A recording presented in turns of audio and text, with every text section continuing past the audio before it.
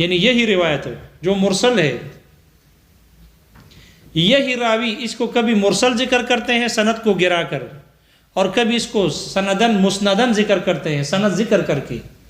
یا کسی اور راوی نے اس کی سند ذکر کی ہو، تو اب یہ روایت مرسل بھی ہے من وجہ اور مسند بھی ہے، تو یہ بھی ان کے نزدیک قبول ہے۔ لیکن اگر ان کے ساتھ ان کی تائید نہ ہو تو پھر اس صورت میں مرسل قرن ثانی اور ثالث کی حجت نہیں ہوگی۔ ہم جواب میں کہتے ہیں کہ یہ قرن ثانی اور ثالث والے ہیں، اور ان کے خیر ہونے کی آپ علیہ الصلوۃ والسلام نے گواہی دی، خیر القرون قرنی ثم الذین یلونہم ثم الذین یلونہم ثم یفش الکذب، پھر جھوٹ بولنا، پھر جھوٹ عام ہو جائے گا، لہذا تو قرن ثانی ہے۔ قرن ثانی والوں نے جو ارسال کیا ہوگا درمیان میں کس کو گرایا ہوگا؟ صحابی کو گرایا ہے، راوی ساقط کو کیا ہے صحابی کو۔ اگر قرن ثالث والوں نے سند راوی کو گرایا ہے تو کس کو گرا دیا؟ تابعی کو گرایا ہے۔ لہذا ان دونوں کے خیر ہونے کے آپ علیہ الصلوۃ والسلام نے ان کی عدالت کی گواہی دی ہے، اس لیے چونکہ دار و مدار عدالت پر ہے، اور ان کے جن کو گرایا ہے ان کا ٹھیک ہے ذات معلوم نہیں ہے، پتنی کون سے صحابی ہے، پتنی وہ تابعی کون سے تابعی ہے، ذات مجہول ہے لیکن صفت معلوم ہے کہ وہ عادل ہیں، وہ کیا ہے؟ عادل ہیں۔ جب ان کی صفت معلوم ہے تو ان کی خبر حجت ہوگی۔ ساتھی ان کو ہلاتے رہو، کھڑا کر دیں، کھڑے ہو جو بے شرما، پتہ نہیں کیا کھاتے پیتے ہو۔ شارح کہتے ہیں کہ دیکھو ہماری گفتگو اس کے ارسال میں ہے کہ اگر یہ آدمی اسناد کر لے، قرن ثانی اور ثالث والا اگر سند کو ذکر کر کے سند ذکر کرے، تابعی تبع تابعی یہ کہے مجھے فلاں تابعی نے بیان کیا، اور اس تابعی کو فلاں صحابی نے بیان کیا، اس صحابی کو آپ علیہ الصلوۃ والسلام نے بیان کیا، تو اس قرن ثانی اور ثالث کی روایت حجت ہوتی ہے۔ تو جو اپنے استاد پر جھوٹ نہیں بول سکتا، اپنے استاد کا نام ذکر کر لے کہ مجھے یہ روایت فلاں تابعی نے ذکر کی ہے، اس کو اس کے استاد صحابی نے ذکر کی ہے، اس کو آپ علیہ الصلوۃ والسلام نے روایت بیان کی ہے، آپ لوگ اس کی اس روایت کو حجت مانتے ہو، کیوں؟ سند ذکر ہو گئی۔ تو جو اپنے استاد پر جھوٹ نہیں بول سکتا اور آپ ان کی سند کو حجت مان، حدیث کو حجت مانتے ہو، تو اگر یہی تابعی، یہی تبع تابعی براہ راست نسبت کرتا ہے آپ علیہ الصلوۃ والسلام کی طرف، تو وہ نبی پر جھوٹ بولے گا؟ جو اپنے استاد پر نہیں بولتا تو وہ نبی پر کیسے جھوٹ باندھے گا؟ اس لیے اس کی یہ روایت تو بطریق اولا کیا ہونی چاہیے؟ بطریق اولا حجت ہونی چاہیے۔ جب سند ذکر کرتے ہیں تو آپ اس کی حجت، حدیث کو حجت مانتے ہو، اور جب وہ راویوں کو ساقط کر کے براہ راست نسبت کرتا ہے تو آپ کہتے ہو کہ یہ مقبول نہیں ہے، یہ مقبول ہے، حالانکہ یہ اس کے مسند سے بڑھ کر ہے۔ وجہ یہ ہے، شارح کہتے ہیں وجہ یہ ہے کہ جب راوی کو حدیث کی سند واضح ہو مکمل طور پر، اس میں شک و شبہ نہ ہو،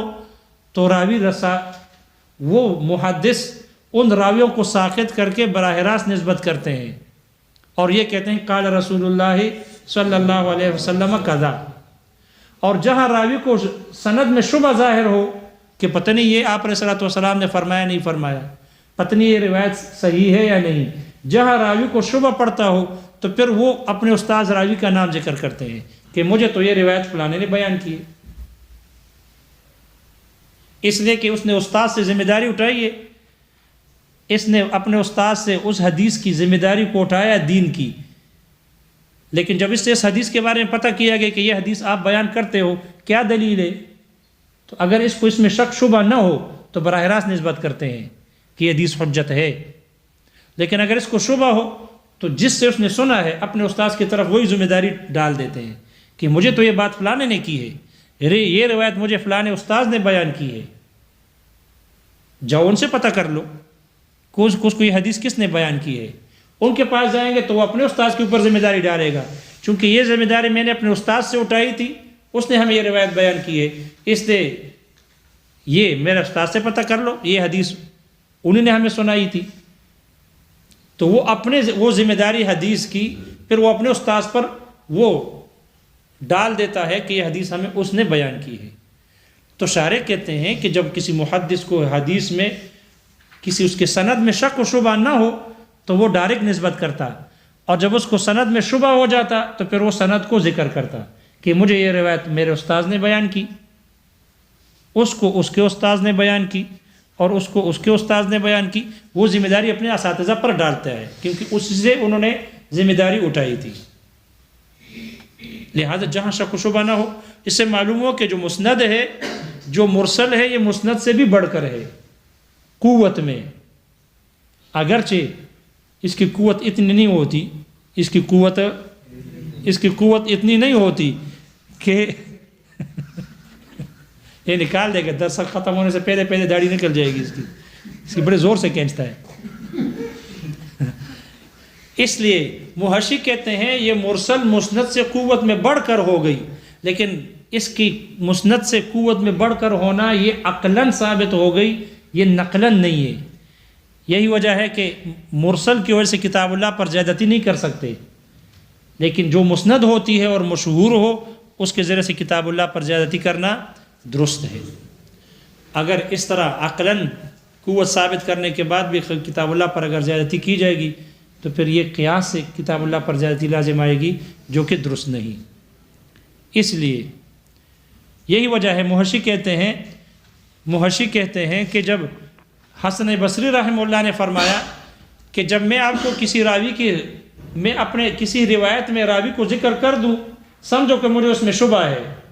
تو اس لیے میں اپنے استاذ کا نام ذکر کرتا ہوں کہ مجھے یہ روایت فلانے نے بیان کی۔ اور جہاں میں بیان نہ کروں راوی کو اور ڈائریکٹ نسبت کر دوں آپ علیہ الصلوۃ والسلام کی طرف، تو سمجھ جاؤ کہ وہ روایت میں نے 70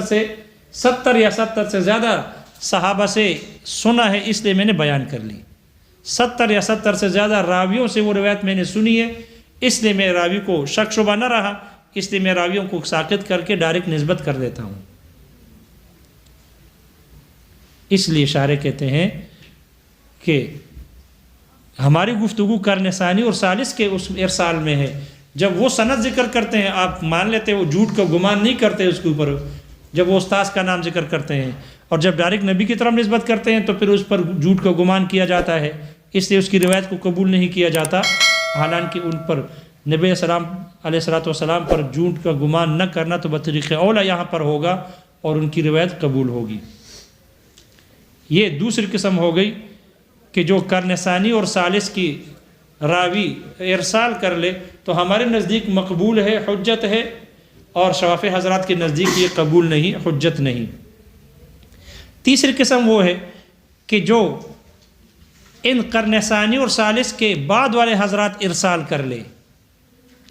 چوتھے زمانے کے قرن کے، پانچویں قرن کے، چھٹے قرن کے کوئی راوی اگر ڈائریکٹ نبی علیہ الصلوۃ والسلام کی طرف نسبت کرتے ہوئے حدیث کو بیان کر لے، راویوں کو ساقط کر دے، تو یہ قبول ہے یا نہیں، اس میں احناف کا اختلاف ہے۔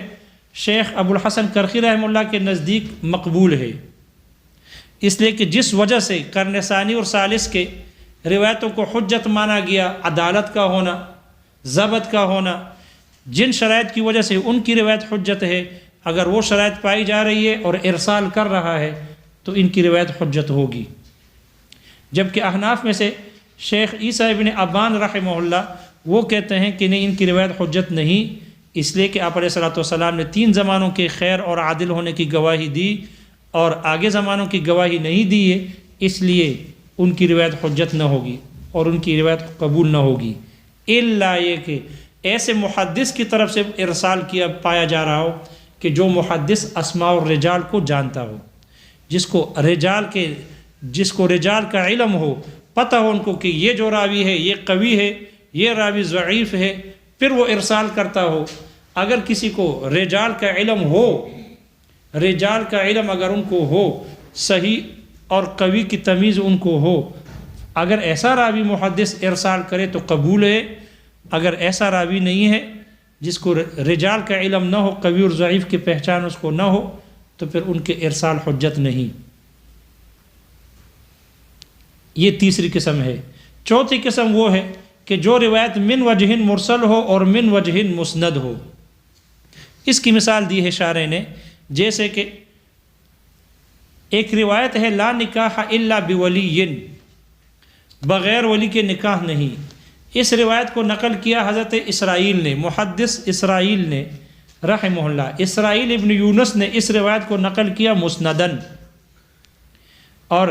اسرائیل ابن یونس یہ اپنے استاذ ابو اسحاق سے انہوں نے اس روایت کو نقل کیا، ابو اسحاق، اور انہوں نے اپنے استاذ حضرت ابی بردہ رحمہ اللہ سے اس روایت کو نقل کیا، اور ابی بردہ نے اس روایت کو اپنے استاذ حضرت ابو موسیٰ اشعری رضی اللہ عنہ سے اس روایت کو نقل کیا، اور انہوں نے حدیث نقل کیا آپ علیہ الصلوۃ والسلام کی طرف نسبت کرتے ہوئے کہ اقال رسول اللہ صلی اللہ علیہ وسلم لا نکاح الا بولی۔ تو اسرائیل ابن یونس نے اس روایت کی سند ذکر کی، مرسل نہیں ہے، درمیان میں کوئی راوی ساقط نہیں۔ اسی روایت کو حضرت شعبہ نے، جو جلیل القدر محدث ہیں، اس حضرت شعبہ رحمہ اللہ نے اس روایت کو نقل کیا ہے لیکن مرسل۔ شعبہ نے اس روایت کو نقل کیا حضرت ابو اسحاق سے، اور ابو اسحاق نے اس روایت کو نقل کیا حضرت ابو موسیٰ اشعری رضی اللہ عنہ سے۔ درمیان میں حضرت ابو بردہ کو ساقط کر دیا، درمیان میں ایک راوی ساقط ہو گئے۔ کون ساقط ہو گئے؟ صحابی ذکر ہو گئے، تابعی کیا ہو گئے؟ تابعی کو ساقط کر دیا کہ آپ علیہ الصلوۃ والسلام نے یہ روایت، یہ خبر بیان کی ہے لا نکاح الا بولی۔ تو اب دیکھو لا نکاح الا بولی والی روایت حضرت اسرائیل ابن یونس نے مسندن ذکر کی، اور شعبہ رحمہ اللہ نے اس کو مرسلن ذکر کی ہے، لہذا یہ من وجہ مرسل من وجہ مسند ہو گئی۔ یہ روایت عامت الاصولین کے نزدیک یہ روایت بھی مقبول ہے، مقبول ہوگی، اس لیے کہ اس کا مسند ہونا اس کے ارسال پر غالب ہوگا، اس لیے اس روایت کو قبول کیا جائے گا۔ جبکہ شارح کہتے ہیں بعض حضرات نے کہا کہ یہ بھی مقبول نہیں، اگر من وجہ مسند ہو اور من وجہ مرسل ہو تو وہ روایت قبول نہ ہوگی۔ کیوں؟ اس لیے کہ حدیث کا مرسل ہونا، حدیث کا مسند ہونا یہ تعدیل کی طرح ہے۔ تعدیل، اگر کوئی ایک آدمی گواہ کی تعدیل کرے، کہہ دے کہ یہ اچھا آدمی ہے، اس کو ثقہ قرار دے، اس کی تعریف کرے، عادل قرار دے، اور دوسرا اس پر جرح کرے اور کہے کہ یہ تو فاسق ہے، یہ تو فاسق ہے، تو گناہ کبیرہ کا ارتکاب، تو اس کی عدالت کو ساقط کر رہا ہو، اس پر تنقید کر لے، تو جب کسی ایک کے آدمی کے اندر جرح اور تعدیل دونوں جمع ہو جائے تو حدیث کا سند ذکر کرنا تعدیل کی طرح ہے، اور حدیث کی سند کا ذکر نہ کرنا، مرسل کا ہونا، یہ جرح کی طرح ہے۔ جب ایک گواہ کے اندر جرح اور تعدیل دونوں جمع ہو جائے تو جرح غالب ہوتی ہے، جرح کیا ہوتی ہے؟ غالب ہوتی ہے، اس لیے اس گواہ کی عدالت ساقط ہو جائے گی، جرح غالب ہوگی۔ اس لیے بعض حضرات نے کہا ہے کہ مرسل ہونا اور مسند ہو دونوں جمع ہو جائے تو پھر وہ حجت نہیں ہوگی۔ دیکھو کتاب میں پتہ نہیں ٹائم کو کیا ہوگی جی، اس لیے کہ یہ عیب ہے نا، کس کے لیے؟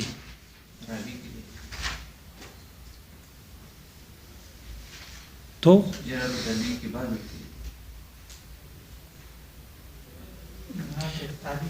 اگر ایک راوی کی بات نہیں ہے، حدیث کی بات ہے، گواہ کے اندر اگر جرح و تعدیل جمع ہو جائے تو اس کی وہ عادل شمار نہ ہوگا بلکہ وہ فاسق ہوگا، اس کی گواہی ساقط ہو جائے گی۔ تو کسی روایت کا مسند ہونا یہ تعدیل کی طرح ہے، اور کسی کا مرسل ہونا یہ جرح کی طرح ہے۔ جیسے گواہ کے اندر دونوں جمع ہو تو جرح غالب، ایسا ہی حدیث میں بھی اس کا مرسل ہونا غالب ہوگا، اور جب مرسل ہونا غالب ہوگا مسند پر تو روایت قبول نہیں ہوگی۔ یہ عند الباس کے دیکھو، والاسلام، اور اسلام ہے وہ تصدیق والاقرار باللہ تعالی، اور وہ تصدیق کرنا ہے اور اللہ تعالیٰ کی ذات کا اقرار کرنا ہے، کما ہوا واقع، جیسے کہ یہ تصدیق اور اقرار یہ واقع ہے۔ فالتصدیق عبارت، بیٹھ جو بھائی، فالتصدیق عبارت، تصدیق نام ہے، عن نسبت الصدق الی المخبر اختیاراً، اختیار سے مخبر کی طرف سچائی کی نسبت کرنے کا نام ہے۔ لأن الإذعان قد يقع في قلب الكافر بالضرورة، اس لیے کہ اعتقاد اور یقین یہ تو کبھی کافر کے دل میں واقع ہو جاتی ہے بداہتاً، بدیہی طور پر، ولا یسمى ذلك ایمانا، لیکن اس کو ایمان نہیں کہا جاتا۔ قال اللہ تعالیٰ، اللہ تعالیٰ نے فرمایا، یعرفونہ کما یعرفون ابناءہم، یہ کافر لوگ آپ علیہ الصلوۃ والسلام کو ایسے ہی جانتے ہیں جیسے کہ اپنے بیٹوں کو جانتے ہیں۔ وحصول هذا المعنى للكفار ممنوع، اختیار کے ساتھ سچائی کی نسبت کرنا یہ معنی کافروں کے لیے حاصل ہونا یہ ممنوع ہے۔ ولو سلم، اور اگر تسلیم بھی کر لیا جائے کہ یہ حاصل ہو جاتا ہے، یہ بھی حاصل ہو جاتا ہے، فکفرہم باعتبار امارات الانکار، تو پھر کافر کا جو کفر ہے یہ ان کے انکار کے نشانات اور علامات کے اعتبار سے ہے۔ والاقرار شرط لاجراء الاحکام، اور اقرار باللسان یہ احکامات دنیاویہ کو جاری کرنے کے لیے یہ شرط ہے۔ او رکن، یا رکن ہے، مثل التصدیق، تصدیق کی طرح۔ باسمائہ و صفاتہ، شارح کہتے ہیں ماتن کا یہ متن بدل من قولہ باللہ، یہ باللہ سے یہ بدل ہے۔ ویحتمل، اور یہ بھی احتمال ہے، ان یکون متعلقا بالواقع، کہ یہ جا دونوں متعلق ہو اس واقع کے، الواقع المقدر، کہ جو واقع کا لفظ مقدر ہے، خبرا لہوا، جو ہوا کا متن میں ہوا ہے اس کا خبر بن رہا ہے۔ والاسماء ہی المشتقات، اور اسماء یہ وہ مشتقات ہیں، من الرحمن والرحیم، جیسے رحمان ہے، رحیم ہے، والعلیم والقدیر، علیم اور قدیر، یہ ہے اسماء۔ والصفات، اور جو صفات ہے، ہی مبادی والمشتقات، یہ مشتقات کے مبادی اور ماخذ ہیں، جیسے من العلم، علم کا ہونا، علیم یہ علم سے ہے، والقدیر یہ قدرت سے ہے۔ وقبول احکامہ و شرائعہ، اور اس کے احکام اور ان کے شرائع کو قبول کرنا۔ شارح کہتے ہیں ماتن کا یہ متن یحتمل، احتمال رکھتا ہے، ان یکون مرفوعا، کہ یہ مرفوع ہو، معطوفا علی الاقرار، اور یہ ماتن کے اس متن اقرار پر عطف ہو۔ ویحتمل، اور یہ بھی احتمال ہے، ان یکون مجرورا، کہ یہ مجرور ہو، معطوفا علی قولہ باسمائہ و صفاتہ، یہ ماتن کے قول باسمائہ و صفاتہ پر عطف ہو۔ والشرط فیہ، اور اس میں اسلام میں شرط یہ ہے، البیان، بیان کرنا ہے، اجمالاً، کما ذکرنا، جیسے کہ ہم نے ذکر کیا۔ اے الشرط فی الاسلام، اسلام میں شرط بیان و شرائع اجمالاً، شرائع کو اجمالی طور پر بیان کرنا، بأن یقول، اس طور پر کہ کہے، کل ما جاء به محمد صلی اللہ علیہ وسلم فهو حق، ہر وہ حکم شرعی جو محمد صلی اللہ علیہ وسلم لے کے آئے ہیں، دین جو لے کے آئے ہیں، فهو حق، وہ حق ہے۔ وأن اللہ تعالی مع جمیع صفاتہ قدیم ثابت حق، اور اللہ تعالیٰ اپنے تمام صفات سمیت قدیم ہے، ثابت ہے اور حق ہے۔ وقد كان النبی صلی اللہ علیہ وسلم یکتفی بالایمان الاجمالی، اور آپ علیہ الصلوۃ والسلام بھی اجمالی ایمان پر اکتفا کرتے تھے، حیث قال، اس طور پر کہ آپ نے فرمایا، لأعرابین، اس دیہاتی سے، شہد بہلال رمضان، جنہوں نے رمضان کی چاند کی گواہی دی، اتشہد ان لا الہ الا اللہ وان محمد رسول اللہ، قال نعم، تو انہوں نے کہا جی ہاں، فقبل شہادتہ، تو آپ نے ان کی گواہی کو قبول کیا، وحکم بالصوم، اور آپ نے روزہ رکھنے کا حکم دیا،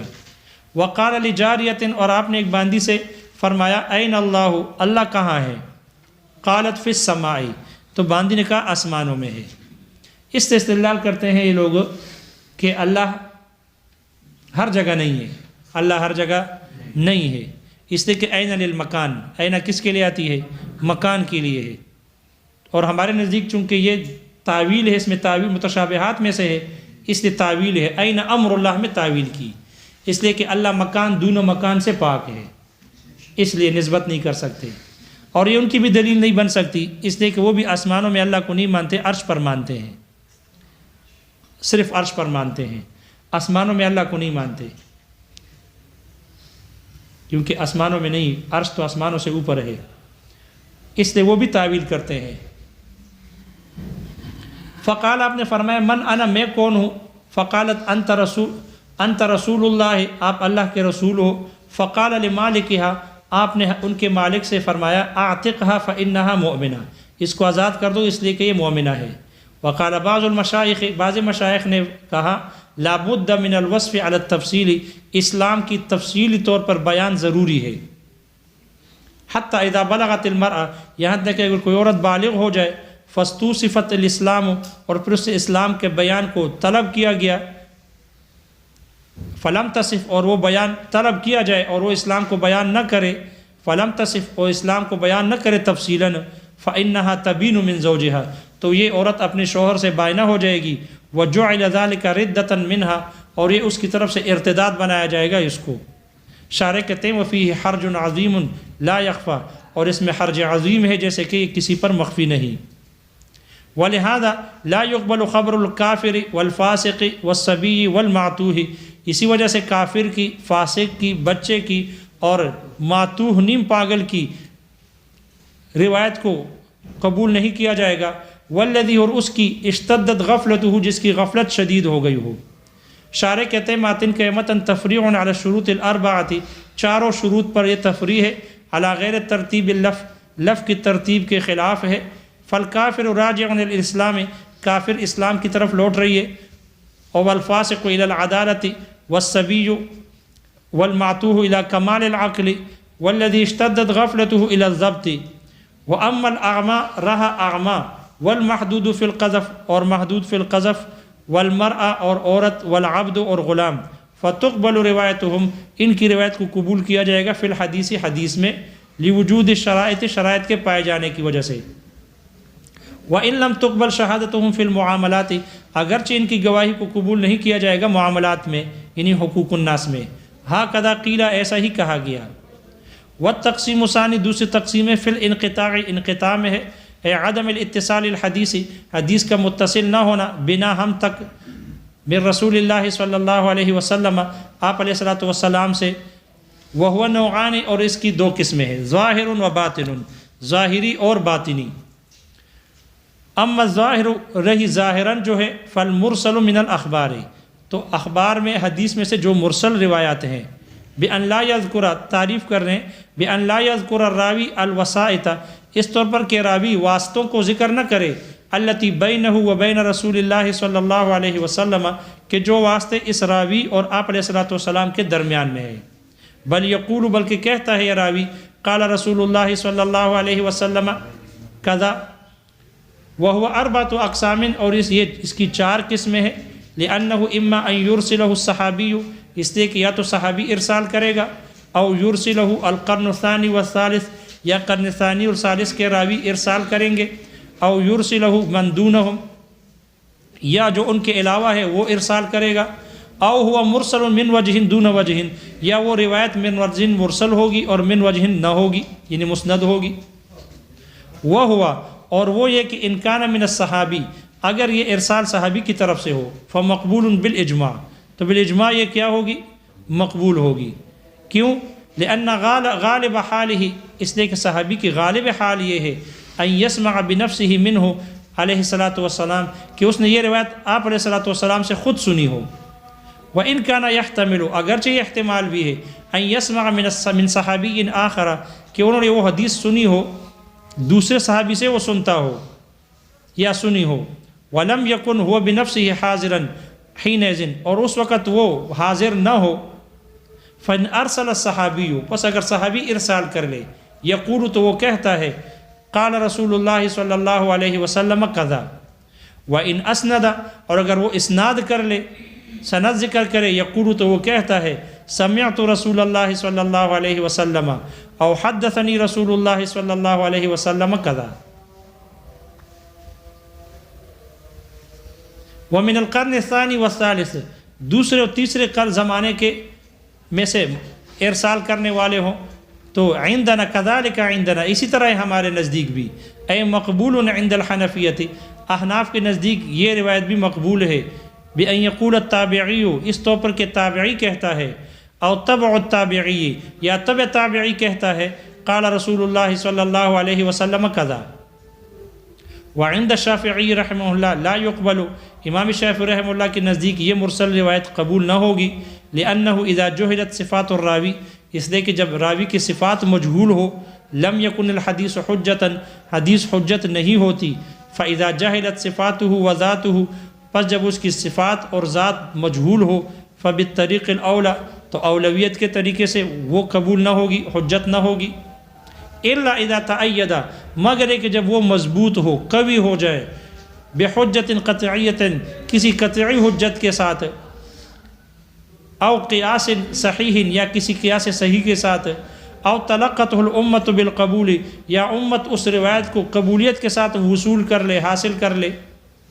او ثبت اتصالہ بوجہ آخر، یا کسی دوسرے طریقے سے سند سے اس کا متصل ہونا ثابت ہو جائے۔ وَنَحْنُ نَقُولُ، ہم جواب میں کہتے ہیں، إِنَّ كَلَامَنَا، ہماری گفتگو، فی ارسال من، اس شخص کے ارسال کرنے میں ہے، لو اسندہ الی شخص آخر، اگر وہ اس کی نسبت کر لے دوسرے شخص کی طرف، یقبل، تو قبول کر لی جاتی ہے، ولا یظن به الکذب، اور اس پر جھوٹ بولنے کا گمان نہیں کیا جاتا، فلأن لا یظن، لام تاکید کا ہے، فلأن لا یظن به الکذب، تو پھر اس پر جھوٹ کا گمان نہ کیا جانا، علی رسول اللہ صلی اللہ علیہ وسلم، آپ علیہ السلام پر جھوٹ کا گمان نہ کیا جانا، اولا، بطریق اولا ہوگا، بل ہوا فوق المسند، بلکہ یہ مرسل تو مسند سے بھی بڑھ کر ہے، کیوں؟ لأن العدل، عدل یعنی عادلہ، اس لیے کہ جو عادل راوی ہوتے ہیں، اذا اتضح له طریق الاسناد، جب اس کے لیے سند کے طریقہ واضح ہو، یقول بلا وسوسۃ، تو وہ بغیر شک و شبے کے یہ وہ کہتا ہے، قال علیہ الصلاۃ والسلام کذا، وَإِذَا لَمْ يَتَّضِحْ لَهُ ذَلِكَ، اور جب اس کے لیے سند کا طریقہ واضح نہ ہو، یذکر اسماء الراوی، تو پھر وہ راوی کے ناموں کو ذکر کرتا ہے، کیوں ذکر کرتا ہے؟ لِيَحْمِلَهُ مَا تَحَمَّلَ عَنْهُ، تاکہ وہ ڈال دے اس پر اس ذمہ داری کو جو ذمہ داری اس نے اس سے اٹھائی تھی، وَيُفْرِغَ ذِمَّتَهُ، اور تاکہ وہ اپنے ذمے کو فارغ کر دے، من ذالک، اس بوجھ سے، اس ذمہ داری سے، وَإِرْسَالُ مَنْ دُونَ هَؤُلَاءِ، اور ان کے علاوہ کا جو ارسال ہے، بِأَنْ يَقُولَ مَنْ، اس طور پر کہ وہ شخص کہتا ہے، من بعد القرن ثانی و ثالث، جو قرن ثانی و ثالث کے بعد والا ہے، وہ کہتا ہے، قال النبی صلی اللہ علیہ وسلم کذا، مقبول کذالک، تو یہ روایت بھی مقبول ہے، کذالک عند القرخی، شیخ ابو الحسن کرخی رحمہ اللہ کے نزدیک، خلافاً لابن ابان، برخلاف عیسیٰ ابن ابان رحمہ اللہ کے، کیوں؟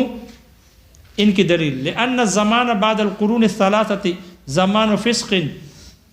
اس لیے کہ 3 زمانوں کے بعد کا زمانہ یہ فسق و فجور کا زمانہ ہے، ولم یشہد النبی صلی اللہ علیہ وسلم بعدالتہم، اور آپ علیہ السلام نے ان کے عدالت کی گواہی نہیں دی، فلا یقبل، فاتالیلیہ ہے، اس لیے اس کی روایت قبول نہ ہوگی، والذی ارسل من وجہ واسند من وجہ، اور وہ روایت کے جو من وجہ مرسل ہو اور من وجہ مسند ہو، جن کی سند ذکر کی گئی ہو، فمقبول عند العامۃ، تو وہ عامت المحدثین اور اصولین کے نزدیک وہ مقبول ہے، کحدیث لا نکاح الا بولی، جیسے کہ لا نکاح الا بولی حدیث کی طرح، رواہ اسرائیل بن یونس مسندن، اسرائیل ابن یونس رحمہ اللہ نے اس کو مسندن روایت کیا، وشعبۃ، اور حضرت شعبہ نے مرسلاً اس کو مرسل ذکر کیا، فیغلب اسنادہ علی ارسالہ، یا فیغلب اسنادہ علی ارسالہ، اس کے اسناد کو اس کے ارسال پر غلبہ دیا جائے گا یا وہ غالب ہوگا، وقیل، اور کہا گیا لا یقبل، قبول نہیں کی جائے گی، لأن الاسناد کالتعدیل، اس نے کہ سند کا ذکر کرنا یہ تعدیل کی طرح ہے، والارسال کالجرح، اور یہ ارسال کا کرنا یہ جرح کی طرح ہے، وَإِذَا اجْتَمَعَ الْجَرْحُ وَالتَّعْدِيلُ، اور جب ایک شخص میں جرح و تعدیل جمع ہو، یغلب الجرح، تو جرح غالب ہوتی ہے، یا یغلب الجرح، جرح کو غلبہ دیا جاتا ہے، وَأَمَّا الْبَاطِن، باطن ہے، وہ اگلے سال پڑھ لیں گے انشاءاللہ۔